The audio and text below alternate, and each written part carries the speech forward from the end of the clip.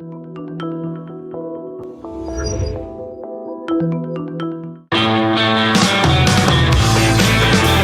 is the Gerry Callahan Show. Hi, it is Monday, June 30th, the last day of Veterans Awareness Month, which is what we now call June. It used to be Pride Month, but let's be honest, Pride, it ain't what it used to be. This year's Pride Month didn't have nearly the excitement of Pride Months in the past. It's kind of not a big thing anymore. They're going out with a bang, though. Here was a parade in Toronto yesterday. A bunch of naked men. Yes, naked men. Most of them look like they're my age. Just old, wrinkly guys in the nude, walking down the parade route. Families on the side of the road cheering. Yes, they just want to be left alone. They just want to love whoever they love. They don't want to shove it in your face. Well, here they are, literally shoving it in the face of people who, you know what, they should arrest the parents who brought the kids to that parade and kept them there and told them, yeah, cheer for the naked guy over there. Yeah, the one over there with the big full head of steam going on. Let's cheer for him because of pride. That's why pride isn't what it used to be, because of lunatics like this shoving it everybody. God, that's sick. I can't wait till we're done with that, completely done with celebrating because of their sexual orientation. That's not something to celebrate. All right. Let's just live your life. Anyway, we're done. We're done with that. Everyone's done with that. We're sick of that. We didn't see nearly as many pride flags or commercials or corporations jumping on board with Pride Month. And it was a tough month, I would say, for most of the people who were, in that parade, because Trump is wrapping up just a spectacular month. As we mentioned, last week was the best week yet. Even CNN was admitting he had his best week of his presidency, maybe the best week he's ever had as president. And I have a feeling it is going to continue. Just a quick review of what happened in the last 10 days from the Trump administration. Of course, he brought an end to the 12-day war between Israel and Iran, wiped out, obliterated Iran's nuclear capability. That was the big one. The Supreme Court came out with a flurry of rulings at the end of last week, at least 4 of them favorable to Trump. Big wins in the Supreme Court. We'll get to that. He ended the Rwandan-Congo war, the war between Congo and, I bet you didn't even know there was a war, but it had been going on for 30 years. Trump brought the principles to the White House and brought an end to the conflict. Nobody told CNN. We'll get to that. Some of his worst enemies are quitting, just giving up. Tom Tillis, the rhino from North Carolina, just a despicable creature. He's opposing Trump's big, beautiful bill. But after that, he's a lame duck. He will retire at the end of this term. A guy in the House, Don Bacon, another rhino, he's out. He's quitting. He's defeated. He's surrendering. The Dow is up. Gas is cheaper than it's been for 4 years. This summer, it's going to go down even more. So he did it. He won a war in the Middle East and brought gas prices down. It's just been a tough week for the Trump haters. And when the big, beautiful bill passes, it's not beautiful. It's too big. I don't love it. Most ideologues like me don't love it. I wish they could cut spending. I wish they could do what they promised to do and pass all the DOGE cuts into law. I wish they could stop spending. They're not going to do that. And Trump is pushing hard for this, and I think he's going to get the win. The bill advanced 54-49 in the Senate with Tillis and Rand Paul, the only no votes. They're debating it now. It's going to go on for hours. The Democrats hate it. They're lying about it. Liz Warren won't stop lying about it. They're not cutting Medicaid. In fact, it grows at a 3% rate. They just want it to grow more. They want more illegal aliens on Medicaid. They want more able-bodied adults to scam Medicaid. This bill will stop that. That is a good thing. Trump just wants to get it done. As we say all the time, Trump is transactional. Trump is pragmatic. Trump is practical. He does not have an ideological bone in his body. That's why he hates Rand Paul and Thomas Massey, because they're ideologues. They don't want to spend. They want to shrink government. Trump says we will grow our way out of the debt. That's probably not true, but he wants to get a deal done and move on. He wants the tax cuts. He wants to augment the deportation effort. He wants more ICE agents. Those are good things. There's lots of good things. The tax cuts are good things. There's lots of bad things too. I don't know why we continue the Biden rate of spending, but they got to get a deal done.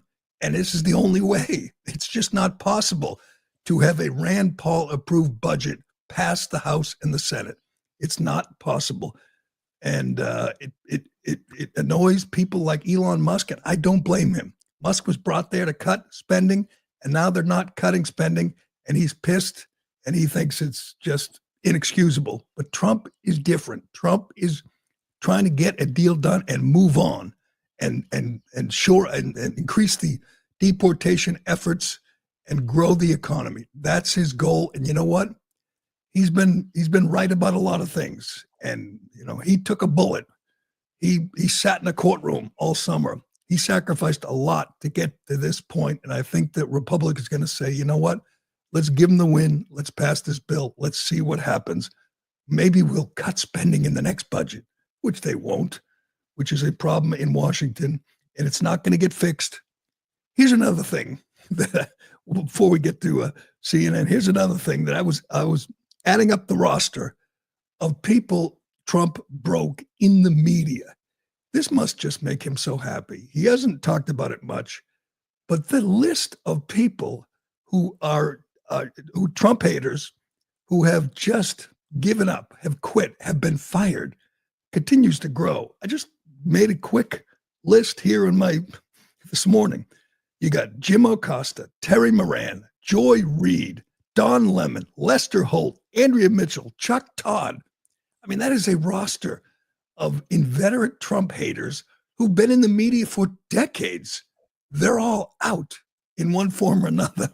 He is just trouncing his enemies. If he had a list, like Dave Portnoy, and popped a bottle of champagne every time one of his enemies went down in flames, hell, Trump would be drunk for the first time in his life, because he is just winning. There is just win after win.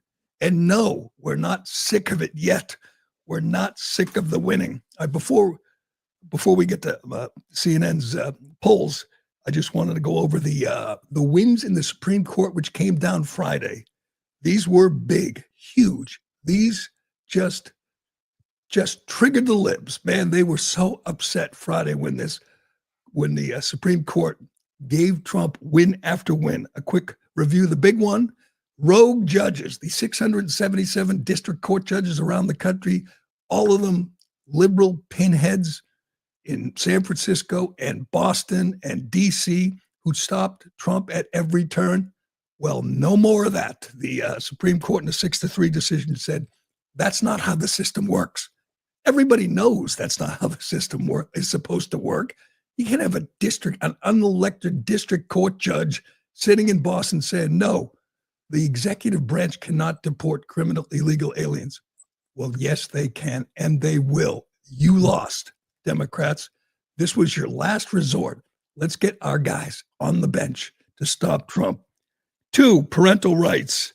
The parents, the Supreme Court confirmed that parents have a right to notification and the ability to opt out of LGBTQ lessons. So no longer can kids be forced in 5th grade to read about anal sex and mommies to Heather's two mommies. You can't do that. Parents can't opt out. Another win for Trump and for decency and sanity. But Gerry, what about the wonderful book Pride Puppy? Can they read Pride Puppy? Pride Puppy is out. Well, actually, it's not out, but parents can opt out, which of course they should. You imagine feeling that parents shouldn't have the right to opt out when their 5th grader says, look, mommy, I got to read this book about, whatever, gay sex. And the parents say, no, we're not going to do that. I mean, they're paying taxes so their kids could go to a public school, and teachers and activists think they can force them to read inappropriate books. It's just madness. You run with that, Democrats. And number 4, they upheld a South Carolina law banning medicated funds for Planned Parenthood. Another crushing defeat for the Democrats. They're not going to like this, because it's going to happen in other states. Imagine spending Medicaid money at Planned Parenthood. Just insane. We're trying to bring back some sanity in all these decisions. We're trying to just get back, from the madness of the last 4 years, hell, the last 40 years in this country. We're not doing this anymore. One win after another for Trump in the Supreme Court. The deportations will continue. Yes. Gilmar Abrego Garcia is going somewhere. He's not going to El Salvador, but he's going somewhere. And I don't know if Senator Van Hollen will make the trip to, South Sudan to visit him, but he's going to have to, because Trump has been given the green light to deport criminal illegal aliens. Democrats fought hard. You gave it your best to keep gangbangers in the communities, but it isn't going to happen.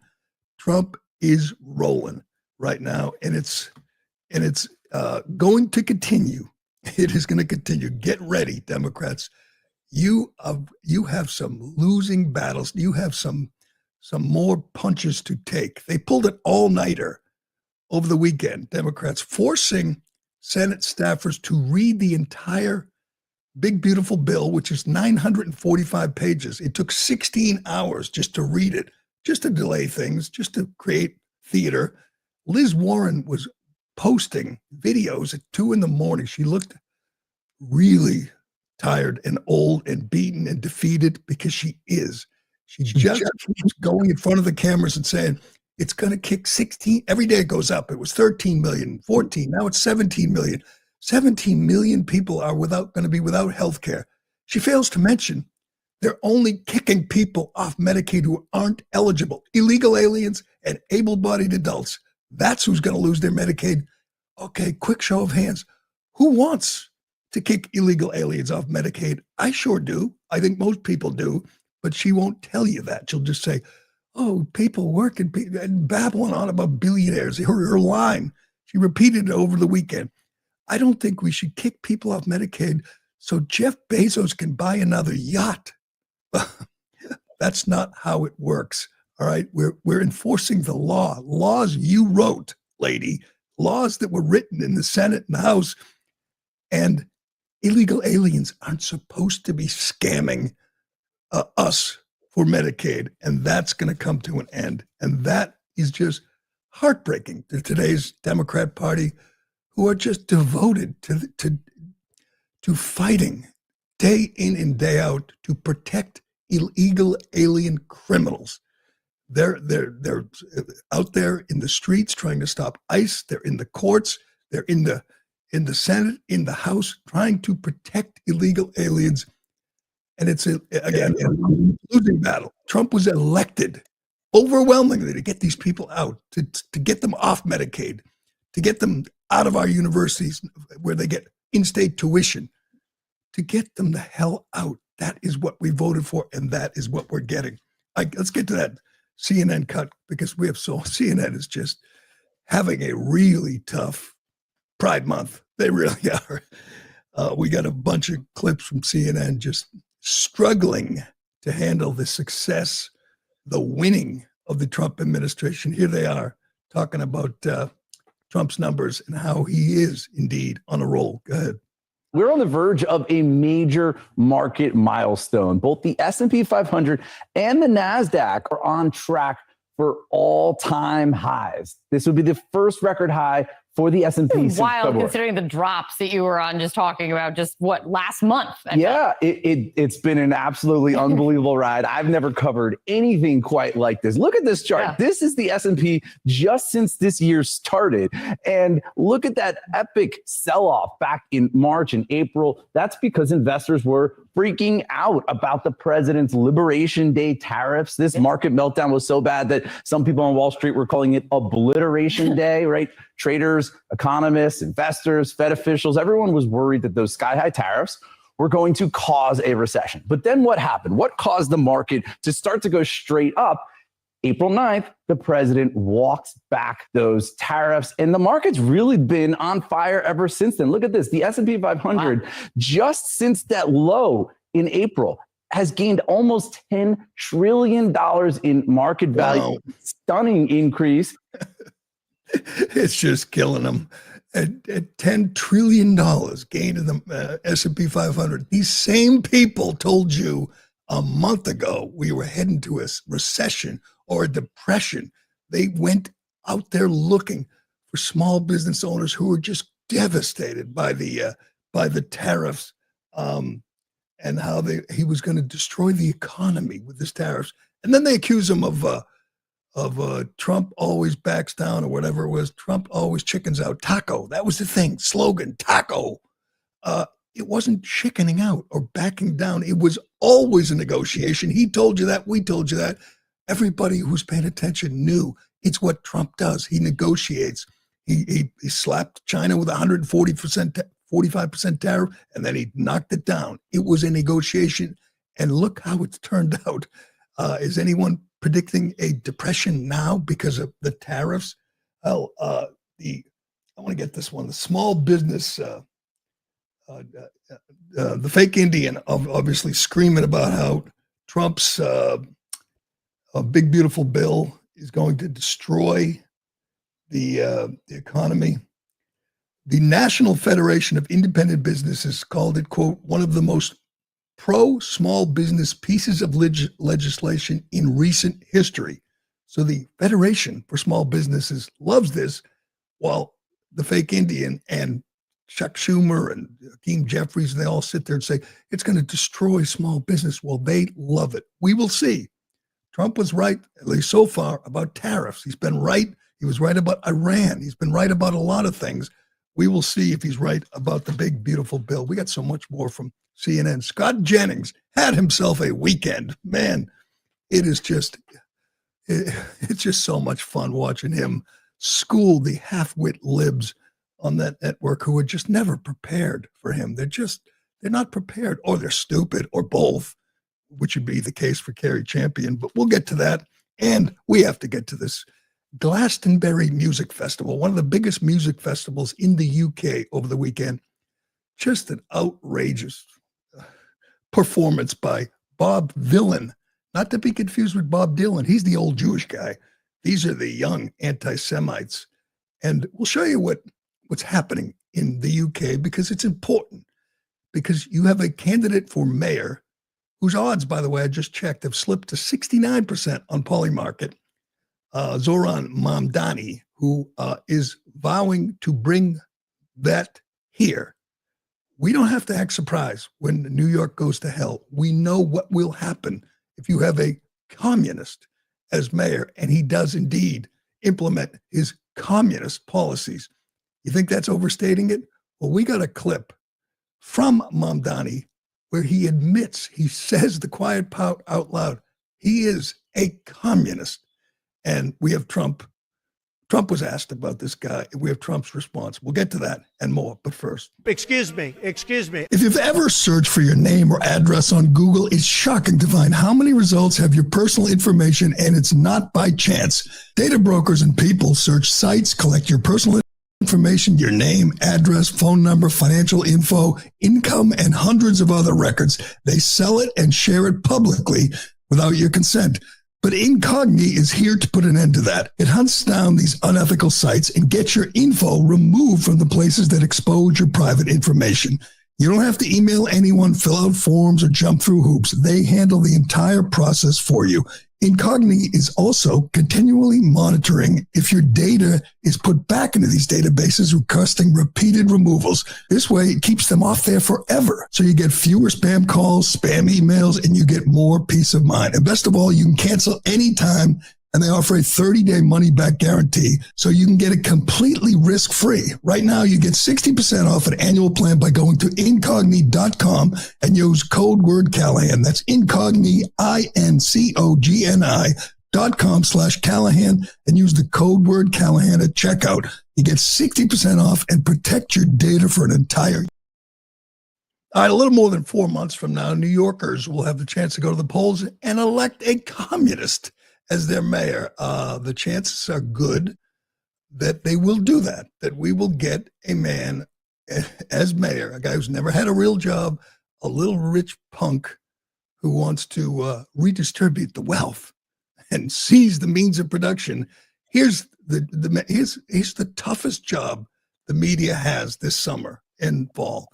They have to spin this. They have to defend this. They have to circle the wagons around. They do this for most Democrats, as we know, even radical Democrats like Liz Warren or Hakeem Jeffries. They have to defend them. They have to support them. It's what they do. Anything to stop Trump. Well, good luck with this one, CNN. Good luck with this one, New York Times. This is the most dangerous candidate for elected office we have ever seen in this country. This is as radical a candidate as we've ever seen. And there's plenty of receipts. There's plenty of video. He loves the camera. They can only run from you can only run from this so much. I mean, you're on record. This is you. This is your voice. This is Zoran Mamdani, the leading candidate, the Democrat nominee for mayor of New York City. And right now, CNN and MSNBC say he's not really a communist. He's not really. No, they're weaponizing it. They're demonizing him. It's not really true. He's just a guy who's progressive. He has progressive ideas. He thinks there's inequities in the system, and he's trying to rectify that. They are spinning. They are lying. This guy is a Marxist. Listen to this. This is Zoran Mamdani in his own words. Go ahead. What the purpose is about this entire project is not simply to raise class consciousness, but to win socialism. And obviously raising class consciousness is a critical part of that, but making sure that we have candidates that both understand that and are willing to put that forward at every which moment that they have, at every which opportunity that they're given. We have to continue to elect more socialists, and we have to ensure that we are unapologetic about our socialism. There are also other issues that we firmly believe in, whether it's BDS, right, or whether it's the end goal of seizing the means of production, where we do not have the same level of support at this very moment.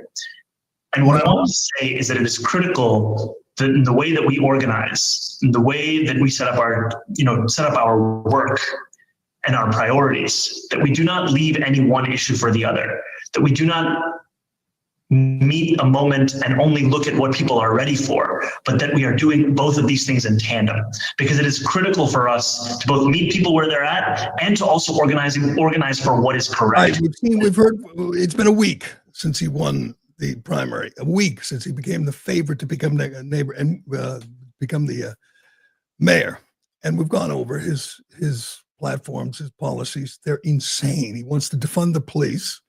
He wants to abolish prisons. He wants no cash bail. He wants free buses. He wants government-owned grocery stores. So the media now has to tell you the guy who wants government-owned grocery stores is not a communist. That is literally the definition. And there we have Mamdani.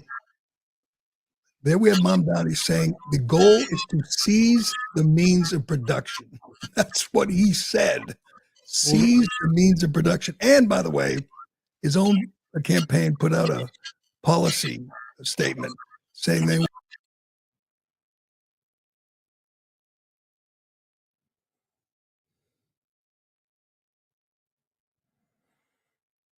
One second, we'll be right back.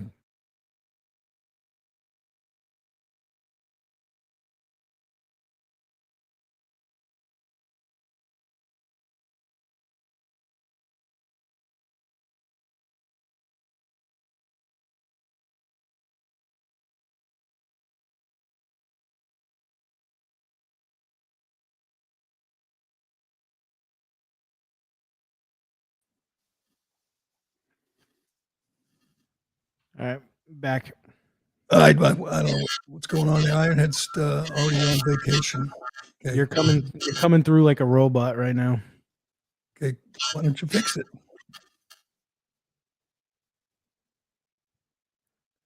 One second, technical difficulties.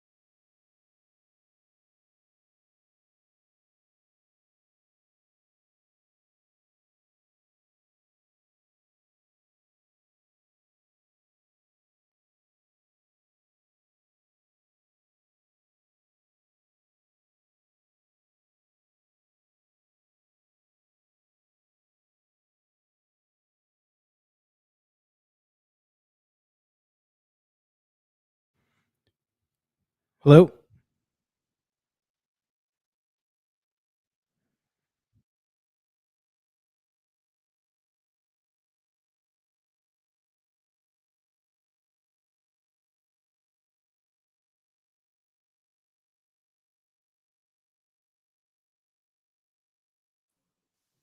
Can you hear me?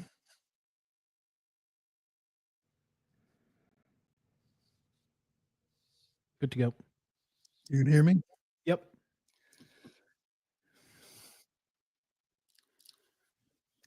So the list gets longer. Every day we find out more about this radical. And you know what? It's not just that socialism and communism and grocery stores owned by the government is antithetical to everything we believe in this country. He's just repulsive as a person. He's 33 years old. He's been a citizen for 7 years. He came here from Uganda. And now he turns around and says, we're doing it all wrong in this country. Capitalism, bad. He said that on CNN. He said, no, I don't believe in capitalism. In New York City, the economic engine of our country. Now he says, we shouldn't have any billionaires. Well, he'll probably get his way because there are 123 billionaires in New York. They pay a massive amount in taxes. They fund things like museums and art galleries and symphonies and ballets. Those are courtesy of billionaires. He doesn't think we should have billionaires in our country. Not even benevolent billionaires who give fortunes to charity. Doesn't want billionaires. It's just such gall. It's just such arrogance to think you know better. You're a young, rich punk. Your parents are fabulously wealthy. You went to Bowdoin. You went to private schools. You've never had a real job. You've never earned a paycheck. And you come to the United States. We are gracious enough to let you come here and live the dream. Obviously, your parents are living the American dream. And you say, no, you got it all wrong. We got to do like Venezuela or the Soviet Union. We got to do it all different. We have to redistribute the wealth. That'll work. Every single one of his policies, every damn one, is utter madness in this country. He should be rejected. On top of that, he's a phony. He's trying to bring together a coalition. He's a devout Muslim who believes in spending taxpayer money to transgender children. He's big on LGBTQ rights. At the same time, he's claims to be a devout Muslim, so he can get the Muslim votes, even though they don't believe in any of these crazy social policies of the far left. And he can put together, and he can put together a winning coalition, and he probably will. And then, good luck, New York City. Well, that was just one of the statements. Every day, by the way, You're going to find out more. That was from Mays, the great Mays on X, dug that one out. He went on with Kristen Welker on Meet the Press. Again, he loves the camera. He loves to talk. He's articulate. He smiles. He's young. He's fresh. That's all young, stupid liberals see. They don't listen to his policies. Kristen Welker, to her credit, gave him 3 chances to denounce the term globalize the intifada, which is intifada is a violent uprising against Jewish people, which includes slaughtering Jewish people. That's what an intifada is. This radical lunatic will not denounce it. It's amazing that he gets a single Jewish vote. He also believes in BDS, boycott and divestment of Israel. He's an anti-Semite. He didn't acknowledge the existence of Israel until he was forced to for political reasons. But here he is given chance after chance to denounce that, and he won't do it because he doesn't believe it. I mean, he's an anti-Semite. He blamed Israel for October 7th when 1,200 of his fellow radical Muslims went into Israel. Thousands went into Israel, killed 1,200 innocent Israelis. But here he is yesterday on Meet the Press. Go ahead. So I want to give you an opportunity to respond here and now. Do you condemn that phrase, globalize the intifada? That's not language that I use. The language that I use and the language that I will continue to use to lead this city is that which speaks clearly to my intent, which is an intent grounded in a belief in universal human rights. And that includes Israelis and Palestinians alike. Do you condemn that phase, globalize the intifada, which a lot of people hear as a call to violence against Jews? I've heard from many Jewish New Yorkers who have shared their concerns with me, especially in light of the horrific attacks that we saw in Washington, D.C. and in Boulder, Colorado, about this moment of anti-Semitism in our country and in our city. And I've heard those fears and I've had those conversations. I don't believe that the role of the mayor is to police speech in the manner, especially of that of Donald Trump, who has put one New Yorker in jail who's just returned to his family, Mahmoud Khalil, for that very supposed crime of speech. Why not just condemn it? My concern is to start to walk down the line of language and making clear what language I believe is permissible or impermissible takes me into a place similar to that of the president who is looking to do those very kinds of things, putting people in jail for writing an op-ed, putting them in jail for protesting. He can't do it because he doesn't believe it. And he knows he would alienate his Muslim base. There's over 1 million Muslims in New York City, and he's counting on every one of them voting for him. And he's probably right in that presumption. But it wasn't just that. I mean, there's so much about this guy that's truly disgusting, including this. He likes to eat with his hands. This is amazing. Talk about performative. This is the theater kid in him. He's a theater kid. He's a former rapper who was in one of his mommy's movies. He's an actor and a fraud who changes accents. Here he is. He's in a nice dress shirt and he's conducting an interview. And I guess he's supposed to connect with, I don't know, his supporters in the third world by eating, it appears to be rice, with his hands. Go ahead. So the third holy grail of taboos in American politics, you have socialism, you have Islam, and then you have Palestine. And you are really going for the trifecta. Let's go, baby. Let's go. Tell me, why is Palestine a part of your politics? When you grow up as someone, especially in the third world, you have a very different understanding of the Palestinian struggle. Look at that.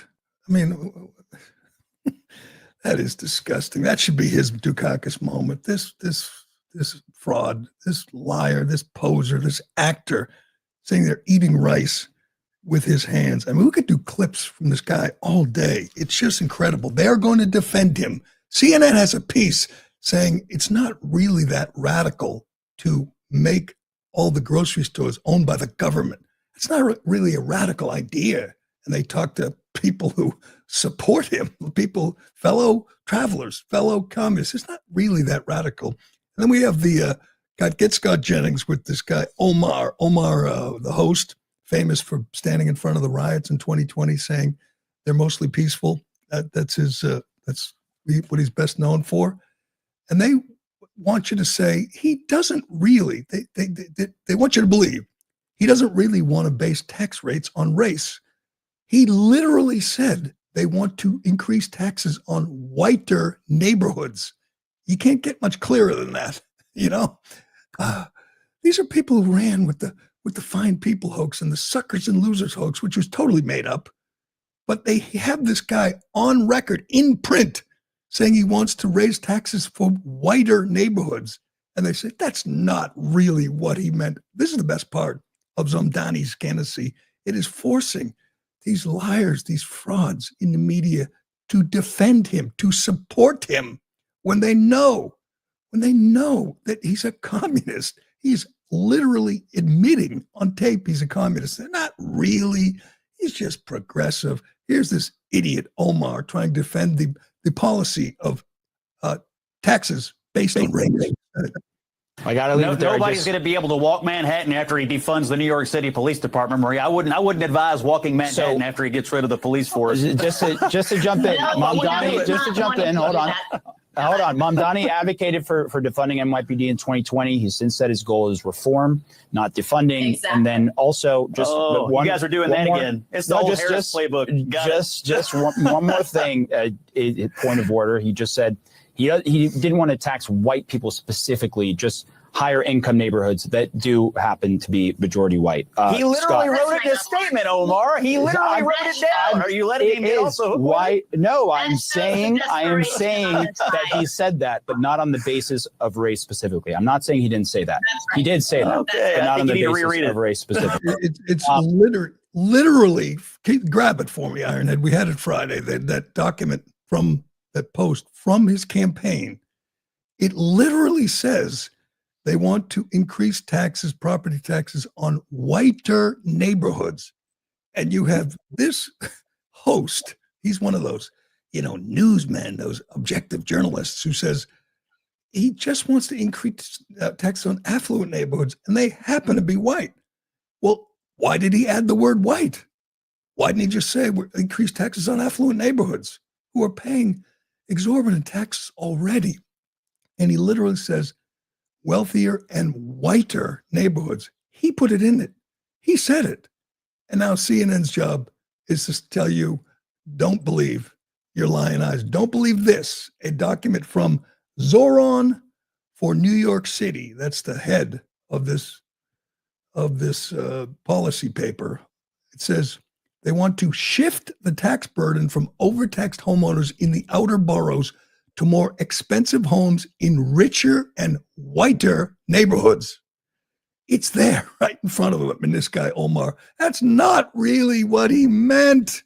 He doesn't really want to seize the means of production. Oh, wait a second. He said that. He does.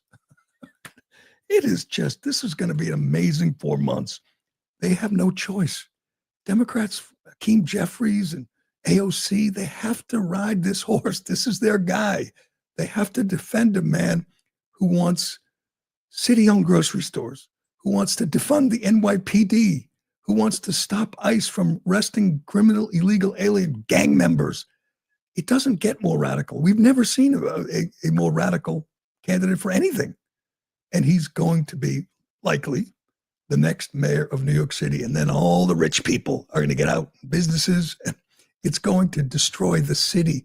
And these young idiots, these rich punks that went to Columbia and Barnard and Bowdoin are going to vote for him, support him, and celebrate.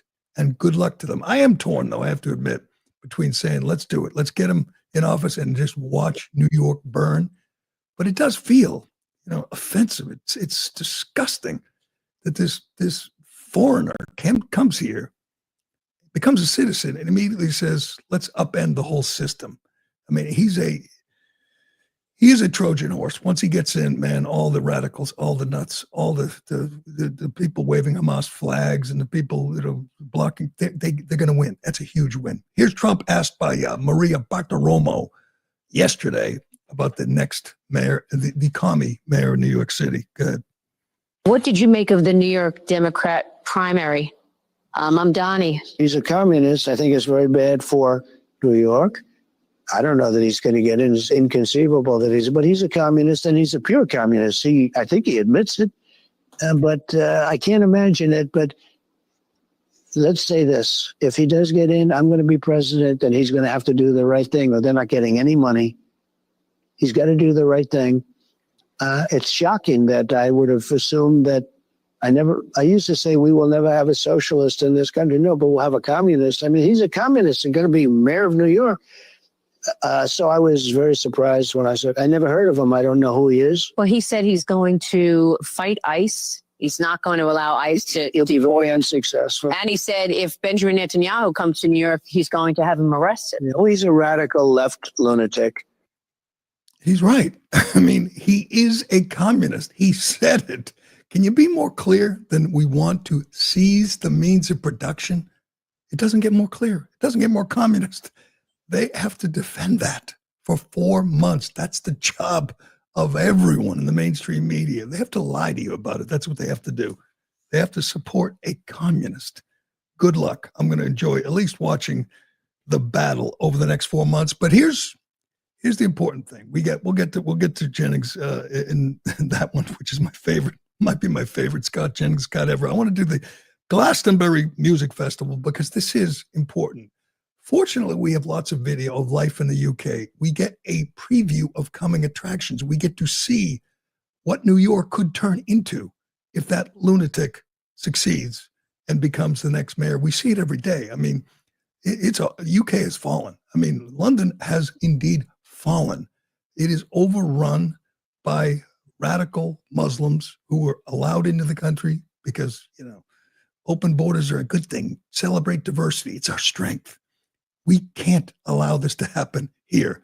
And as we've talked about many times, they're arresting people for Facebook posts if they just say that we want to stop open borders and just unfettered immigration. You get arrested for that. You can go to jail for that if you come out and say immigration is destroying this country. That's bad. This is different. This is okay. This is the, I guess, rapper, hip hop. How do we classify this guy? Or it's a duo, but the guy's name is Pascal Robinson Foster, but he goes by the stage name Bob Villain. Get it? Like Bob Dylan, but he's a villain. This is an actual concert in Glastonbury. Here's the chant he started. Death to the IBF.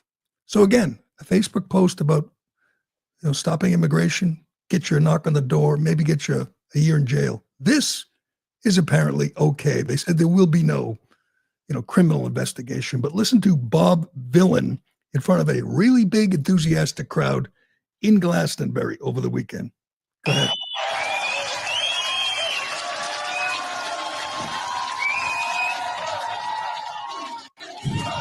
Free, free, free, free, free, free. All right, but have you heard this one though? Death, death to the IDF, death, death to the IDF, death, death to the IDF, death, death to the IDF, death, death to the IDF. Hell yeah, from the river to the sea, Palestine must be, will be, inshallah, it will be free. That is a concert, and there all you see is I didn't see a Great Britain flag for the UK. You see Iranian flags, Palestinian flags, probably a Hamas flag or a Hezbollah flag mixed in there. That's what it looks like. Here's another angle. This is again Glastonbury, England over the weekend. That is not Tehran. That is not Beirut. That is not Gaza. That is England. Look at that. Tell me if you see a British flag. I don't. There's Iran. There's Palestine. There's, let me look. No, don't see one. Maybe one in the back there, but just a lot of Palestinian flags and Iranian flags in England, and a singer chanting death to the IDF. Death to Israeli soldiers. He chants that, and it's no big deal. By the way, he's coming to Boston. He's coming to America. He's got a tour in the fall. November 6th at the Royale in Boston, you could see that anti-Semitic scumbag if you'd like. Although there is a call to revoke his visa, which will be interesting. We'll see. Maybe Marco Rubio, who's not playing, maybe he can revoke his visa, but there'll be no charges in England for that. You can literally chant death to the IDF, death to Israel. That's okay. But if you cheer for your own country, get that clip of the guy walking down the street in England. And obviously, as always in England, in London, there's just massive crowds of radical Muslims. And he just walks down the street saying, come on, England, let's go, England. Watch this. He gets handcuffed and arrested. He'll probably do jail time for this. This is how bad things are in England. How we need to look at this. We need to understand this could be New York City in less than a year. Go ahead. Come on, England! Come on, England! Your man! England!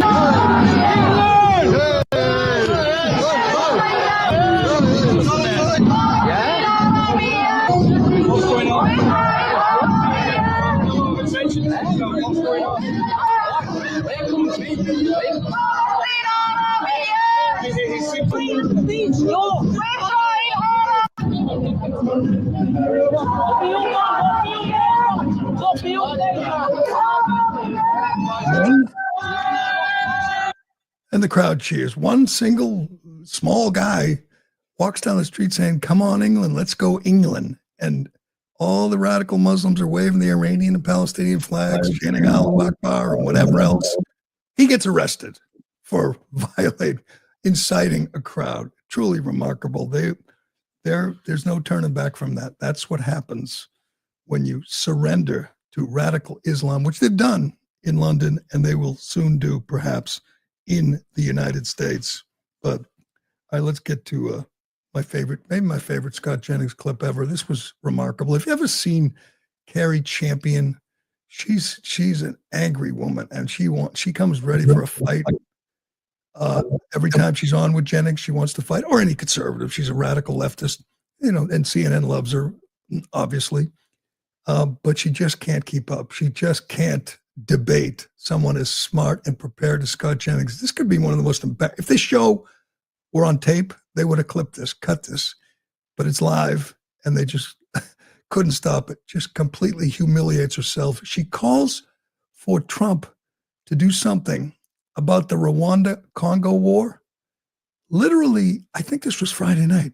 That same day that they announced an end in the White House, an end to the Rwandan-Congo war. This is remarkable. Check it out. Jobs not jobs. A foreign minister from Rwanda told CNN, he said he's committed to supporting this ongoing negotiation, but warned that ending the conflict will depend on political will and the good faith. And he doesn't know if that is true, referring to DRC's government. It's not done. It's not done. You didn't watch the news yesterday. They literally announced it in the Oval Office. Thank you very much, Mr. President. This is indeed a historical day because it's the signing of a peace agreement between Congo and Rwanda to end a conflict that has been going on for 30 years. Let me ask you a question. Literally in the Oval Office. You said something earlier. You said, and you kind of agree with Pete, when he says there's something about the media where they feel like they want to disprove Donald Trump. Is that what you said? Something to that effect? It happens every day. And you think that's what they want to do, right? You think the media is going in to say he's lying and he's not telling the truth. Do you believe that? That is the standing disposition. Do you believe that he tells the truth? Yeah, I do. Every time. You think all presidents? You think the president tells the truth? This current president tells the truth often. Yeah, I do. Okay. I also think that, to our point that we haven't established, he does announce things before it's too soon. They literally had the country in there. The program isn't. I feel like you should watch the news before you come out here. If that was Saturday morning, that's a new show, I guess, on CNN. Table for Five. It's just a way to feature Scott Jennings because he's the only thing saving that network. A lot like The Five, doesn't it? Right, that's true. They're trying to steal some of the thunder from the Five, which is very successful. So they have Table for Five on Saturday. It's just again a way to feature Scott Jennings. The truce, the end of the war, was announced Friday, and this dummy goes on Saturday morning and says they've done nothing to stop the war in Rwanda. And Jennings is just looking at him, going, Do you watch the news? Have you paid attention? It happened yesterday, you absolute moron. He didn't say that part, but he definitely trolls him on X. He posts the clips and points out how his colleagues at CNN don't exactly come well prepared. But, all right, before we go, we have to celebrate this. This is amazing. Tomorrow in Florida, they're opening Alligator Alcatraz. Florida is just so much better at this than anywhere else in the country. Here's a post from ICE, from the Homeland Security.